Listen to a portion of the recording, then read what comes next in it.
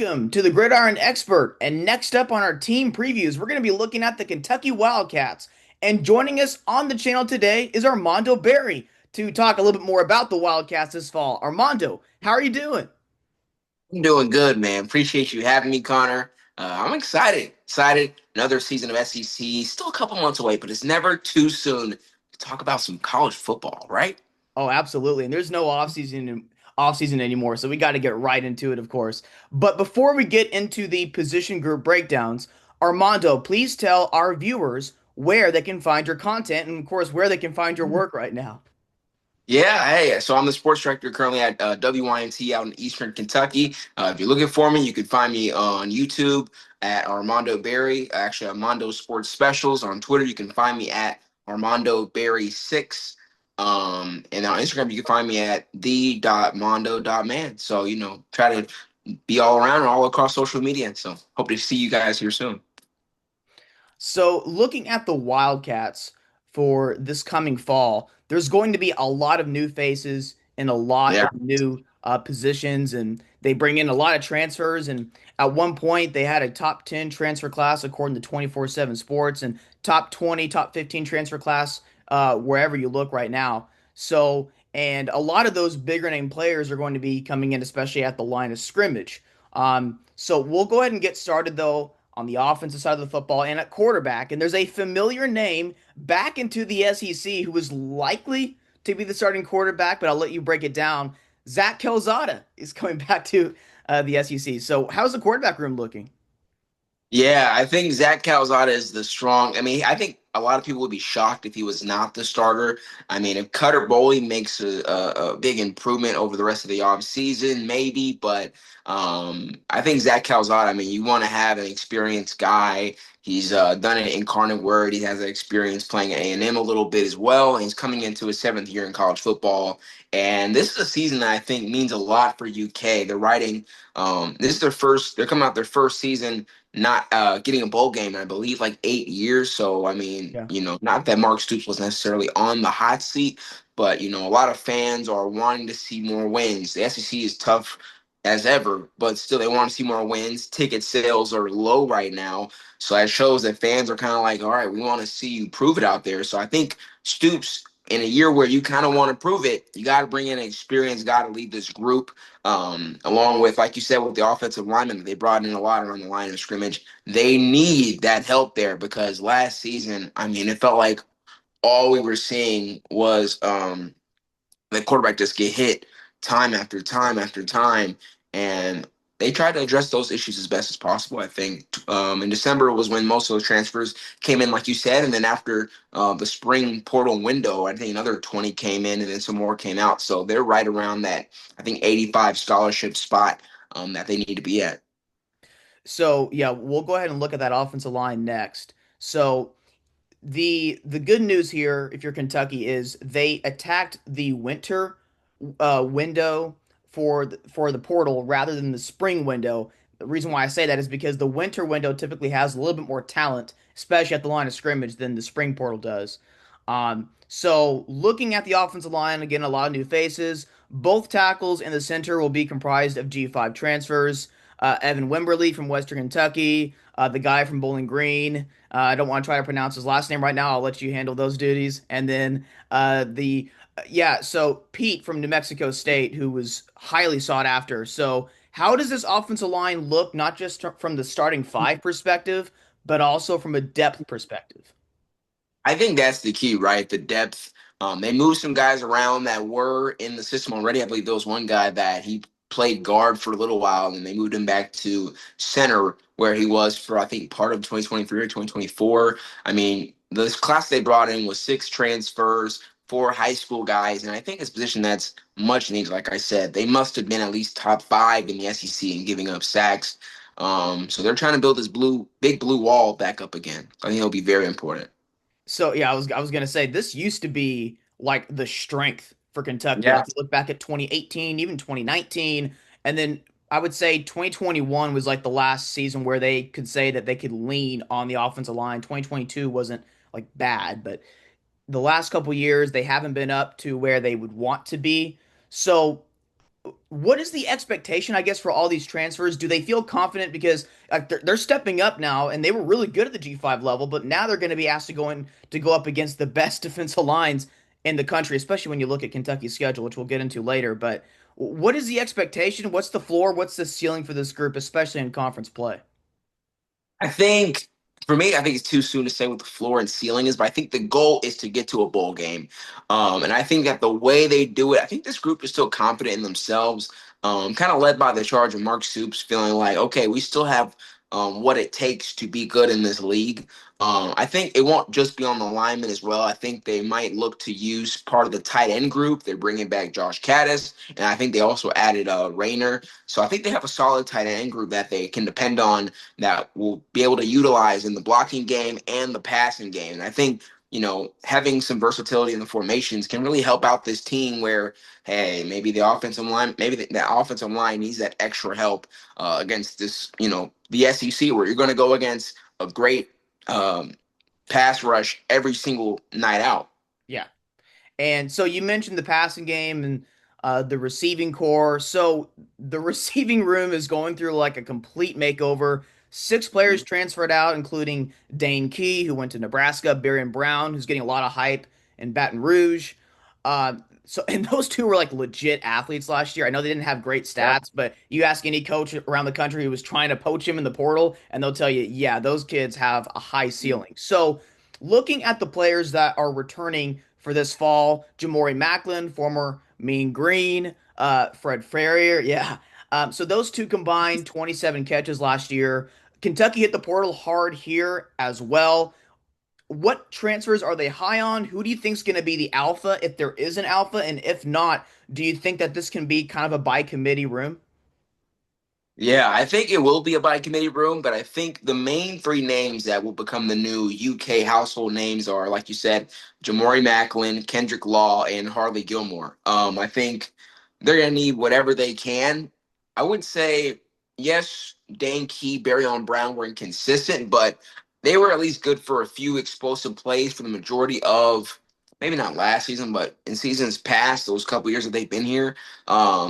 They're a completely different identity, I think there's a little bit of a vagueness with, okay, let's see what we have, right? And I think Jamori Macklin will be the leader in that room just because during this past season where Key and Brown were kind of inconsistent, Macklin was the guy who was the explosive play pass catcher. And I think that Calzada, he's going to need someone to, Kentucky, they love to have that explosive play downfield, throw those go routes. So I think Macklin and Law will definitely be someone that they can depend on. I think Gilmore will be someone that's versatile as well.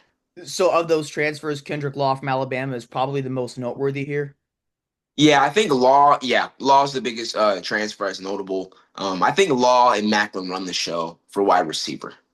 And you mentioned the explosiveness that Macklin showed last year. Only 13 Uh, catches, but for 315 yards, yeah.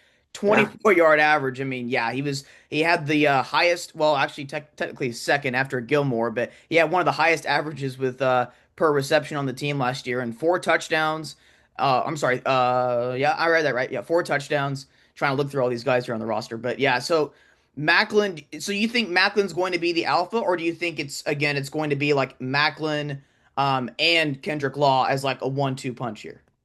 I like Macklin and Law as a 1-2 punch. I think there's still a lot to be seen with this group. I'm sure they're still figuring out as well. But I do like Macklin just because I feel like it may be easier for him to come that number one because he already has the experience of, being in Mark Stoops' system and having that year under his belt at UK. But I think we'll see what happens with Calzada and who he develops the best chemistry with. You briefly mentioned a couple minutes ago the tight end room. Do you think that Yeah. this will be a highly featured position in the offense this year? I think so. I think you got to when you don't have I guess the standalone um, production that you want from say the offensive line or from the wide receiver group or from the running back room where you're just kind of we're not sure what we're going to get from them. You're maybe taking a gamble. I think you want to use your tight ends as that connector, versatile piece to get you where you want, whether that's blocking, whether that's passing, whether that's whatever you need to do, use it as an extension of those positions. And I think they have a veteran group, or at least a group with enough experience that can really help. Yeah, you mentioned it's a veteran group. I mean, yeah, Josh Caddis. They also bring in Henry Boyer. So yeah, and it's a pretty deep group. It looks like they is there pretty high expectations for the freshman? Is it Mikael Skinner or Michael Skinner? Um, I think he is a guy that they said, could play some minutes as well. I'm not really too familiar with the freshman though. Okay. Yeah, and then Willie Rodriguez, a sophomore. He's currently listed Yeah. as like second string at some places, third string at some others. So yeah, yeah, they have some decent depth at tight end. So don't want to skip over the running backs here. And this is a highly featured position over the last several years, as you mentioned, especially in the era of the big blue wall up front. Is there a true running back one here, or do you think potentially similar to receiver, it's going to be by committee here?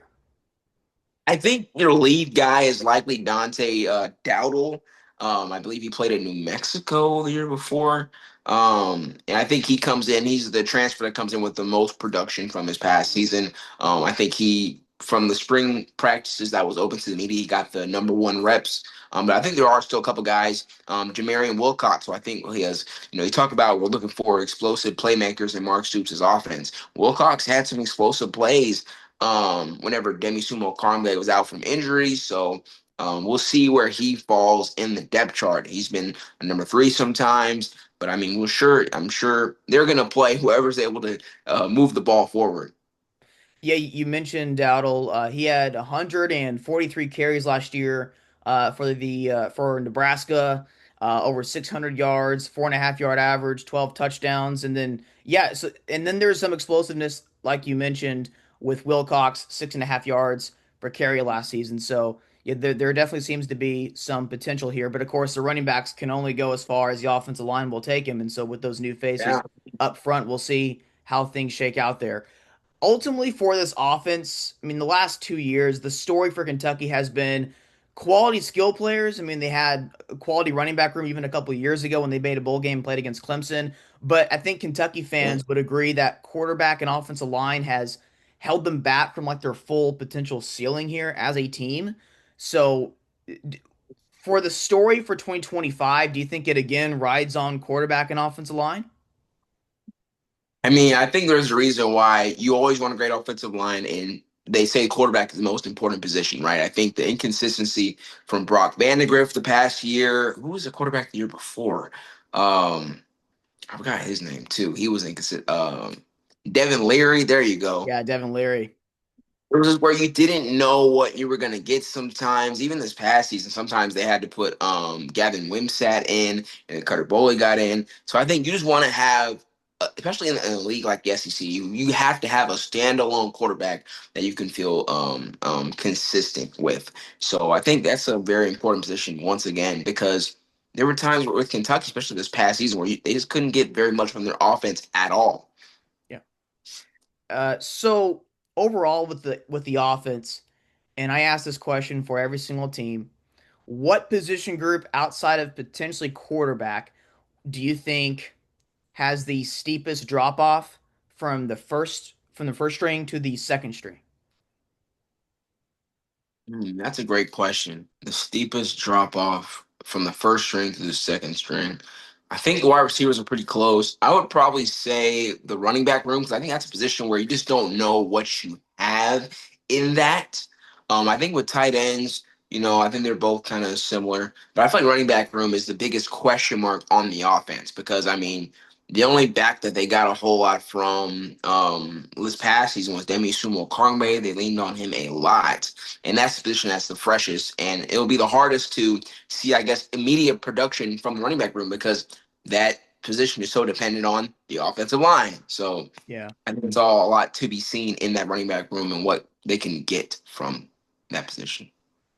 So moving over to the defensive side of the football, last year there were some legit body types. Like when you look at like the framework of some of the guys up front at Yeah. linebacker, they had a really good defensive back. Like I know a lot of people that were extremely high on this Kentucky defense, and they're normally at least pretty good every single season. And they were on the field a lot last year. They certainly had their moments. They shut down Georgia. They played really well against Ole Miss. Um, Yep. on the road. So I mean, this was a quality unit. They played well against Texas and Austin for a while. They just Yeah. had a ton of time on the field. It's like we're watching Iowa in the SEC. So this year, though, there are a lot of those top names from last year to replace, and we'll start up front with the defensive line. So in terms of production, the top four depart. A lot is coming through the transfer portal here. I'll let you discuss these transfers. I know that there's a Washington State transfer that they're really high on. So what do you think is the outlook for the defensive line for this fall? Yeah, I think first of it's hard to evaluate the defense because we have to keep in mind, right? They've had this great defense the past few years. They've had some staple names, but those names are gone, right? You lose a first round pick in Maxwell Harrison. You lose a fourth round pick in Deion Walker. You lose Jamon Dumas Johnson, who came over from Georgia a season ago. But with that being said, that's still I think this is still a defense that UK wants to rely on. Um, Safety is one of the positions that the only position that they did not bring in a transfer for. But going back to the line of scrimmage, I think that's the deepest position they have. Some of the names that they were big on was Humphrey Grace and also Gusta.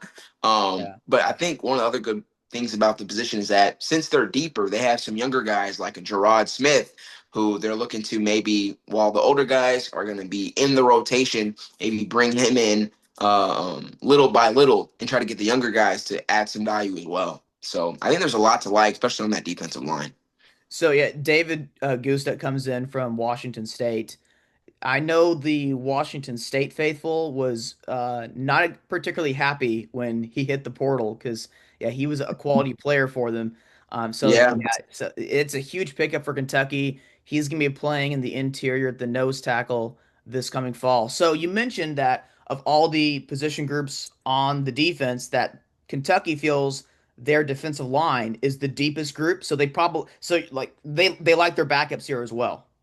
yeah, I think that's definitely what I've heard from, when I've been around camp that not only do they like their starters, but as far as who they can bring in and have that rotation and have what's the word? But the versatility to bring anyone in and have them, have a good role. I think that's what they really, really like. And some of the best part, besides just the talent to start at this position.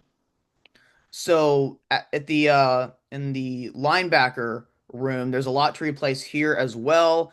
Again, in terms Yeah. of production, the top five from last year depart. Um, they hit the portal here a little bit in the spring. So are there some in-house developments that are going to be done here as well from some of the younger guys from last year, or is this room going to feature a lot of transfers?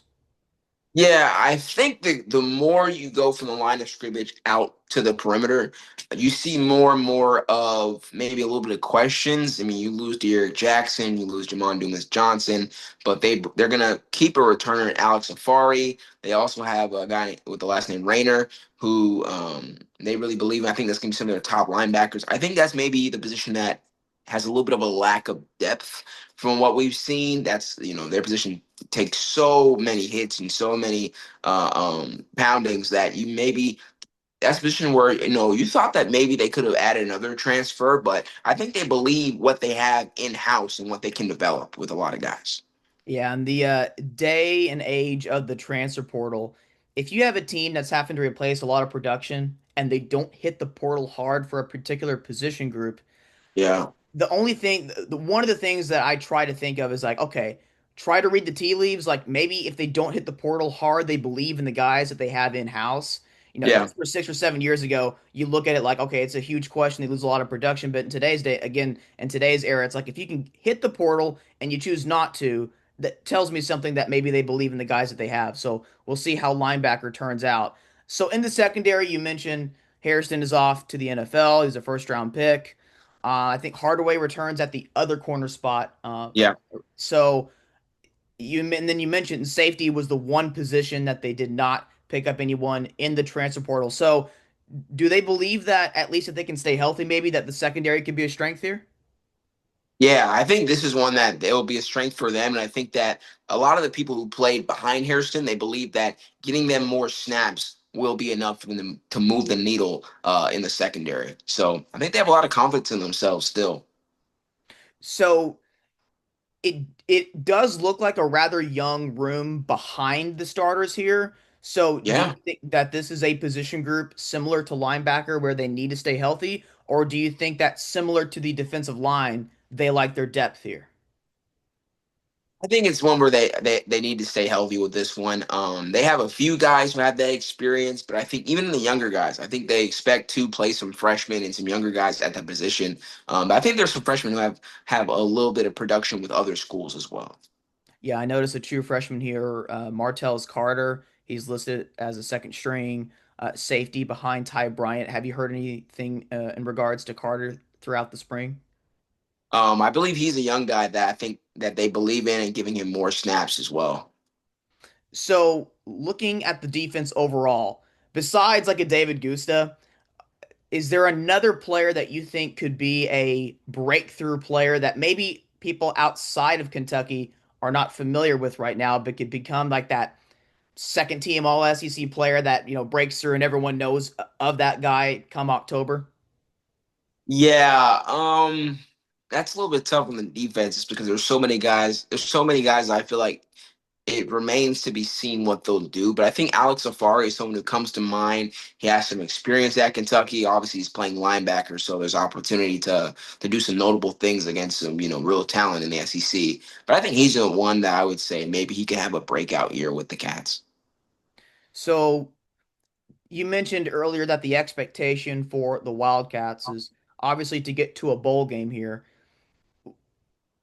What do you think is like the path to get to a bowl game? I mean, I'll briefly mention the schedule, and it's one of the most difficult in the SEC. So they face Toledo, Eastern Michigan. They'll play obviously Louisville on the road, and then Tennessee Tech in the non-conference. But the conference schedule is really difficult in terms of their home games. Ole Miss, Texas, Tennessee, Florida, and then on the road they'll face South Carolina, Georgia, Auburn, and Vanderbilt. It's a difficult schedule. So who are some of those players? And again, what's the path here? If Kentucky gets to a bowl game, who are some of those players you look at and say, he needs to be a dude. He needs to take over. We're relying on this guy, to hit our ceiling here. Yeah, I think if the defense is just stout enough to not let people run all over the place, I think they stand a pretty good chance. I think you also need on the offense. You need Zach Calzada to be a great quarterback in the SEC. You need him to be one of the best. You need this wide receiver group. It doesn't have to be just Macklin or just Law or just Gilmore. It could be, I think, having a three-headed monster at receiver, just getting a mix of whatever you can. I think having that variety just be able to put points on the board. There were so many games last season where all Kentucky needed was just some points. Against Georgia, they just needed some points. Against some other schools, they just needed some points.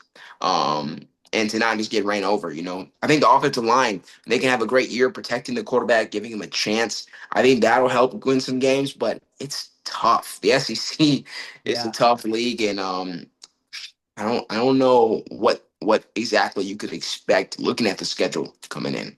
Yeah, it's again, it's a very difficult schedule. And the thing is, in this era of college football, those teams that Kentucky used to be better than. So, like if we look back to like 6, 7, 8 years ago, Florida was not doing well. Auburn up and down every single year. Of course, that's just the life of an Auburn fan. And then Tennessee, not they're much better now than what they were because now they're a blue chip ratio team. They didn't used to be that way several years ago.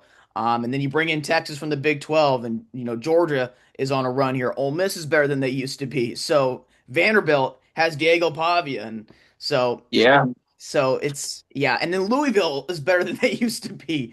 So, of course, that's obviously non-conference there, but yeah, the SEC, the middle pack of the SEC with NIL and being able to reload in the transfer portal and help raise their floors has just made life a lot more difficult for a lot of those teams that are, power rated 6 to like 12 in the conference. So, there is no gimme game. I mean, I think this past season, the most deflating games weren't the games where they're going against the top dogs and get blown out. It's the one where they get absolutely railed by South Carolina at home.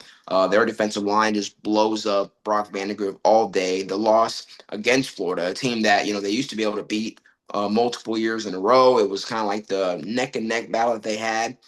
and they just completely just flop at Florida, I believe, this past season. So I don't know. They're gonna have to kind of prove it this year. What are Wildcats fans expecting or hoping out of this team besides just getting to like the postseason? I guess what do they want to see in terms of the competitiveness? No, I think you got to reach a bowl game, or else people are going to be really, really perturbed with Mark Stoops. I think on the other side of things, I think Mark Pope being the new basketball coach, having this great team, helps a lot of the attention that I think people are having towards basketball. I think the ticket sales, single game and season tickets have shown people's feelings about the team. The tickets are at a low right now. I think that shows how people are invested in UK football. It's still a big thing here, but I think you want to see more wins, and you're not really, if like you said, as the casual fan, we're looking at the schedule and we're like, okay, do I feel going into this year like we can beat the South Carolinas, beat Georgia, beat Texas, beat Tennessee in the border battle? I don't know. So I think that's something where it's a prove it year for, I think, this UK program. They have to go out there and prove it. Yeah, and this year we've done several previews with a couple teams in the SEC and some of those Notre Dame, some of the top teams nationally, and it's going to be an interesting year because college football, in regards to like the top teams this season, have a lot of questions. There's a lot of young quarterbacks having to step up. It could be a really interesting season at the top of college football. Where I'm getting at with this, in terms of like the Kentucky fans watching this, is that the the higher amounts of inexperience could potentially show tad bit lower floors for those Yeah, typical elites of college football. Maybe they have a down game, or maybe they bring their B minus game one weekend and they trip up somewhere. I think you're going to yeah, see a few more upsets, at least in terms of like tier two to tier one. I don't think that gap is going to be as pronounced this year. And then tier three potentially winning some games against tier two. So again, like in summary here, like if Kentucky can step it up this year, they can be more competitive, keep some games close. Maybe they can find a way, to eke out some close wins here. Because again, a lot of these teams have young quarterbacks, a lot of questions, and just like Kentucky, there's a lot of questions for a lot of teams. So we'll see. yeah. But I think Kentucky is right in the middle of that pack, maybe a little bit lower. But like you said, I think there's a lot that college football, you just never know until you know. Nothing like a Saturday night in college football. So I think we'll see what happens. Well, Armando, really good job previewing the Wildcats. One last time for our viewers, where can they find your content? You can find me on Twitter at Armando Barry6, ARMANDO BARRY6. Probably the best way to find me. Well, really good job, and we thank you for being on the channel. Appreciate you, my man. Y'all have a good one. Yeah.